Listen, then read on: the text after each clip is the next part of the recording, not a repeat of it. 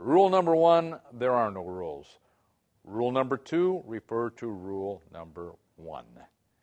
When should I call after a first date?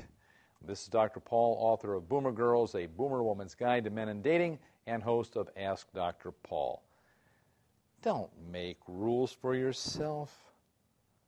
You know, there are a lot of things you can do after a first date. You can email, you can message, you can call. There's nothing cast in stone. I get so tired of these how-to-date books. I never put that in my book. Never.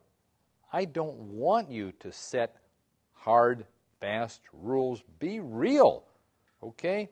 If you feel like calling this person, whether you're a male or a female, after that first date, do it. If it's the next day, the next morning, late that night, whatever you feel comfortable with. There are no rules. Stop setting up blocks because it's a blockade. And I see these things in ladies' magazines, in men's books, how to seduce her. Yeah?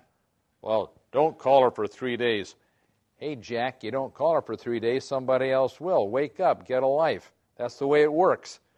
Dr. Paul is somewhat of a maverick. I may be different from the relation consultants that you hear about, but guess what? People come to me and ask me, and they like what they hear. And by the way, ladies, for your information, I have had many, many, many women call after they've read my book saying, you know what? I got engaged after reading your book. I got married after reading your book. There were some things I refined in the way I did things. All right? So rule number 1, there are no rules. This is Dr. Paul. May your fantasies of today be your realities of tomorrow.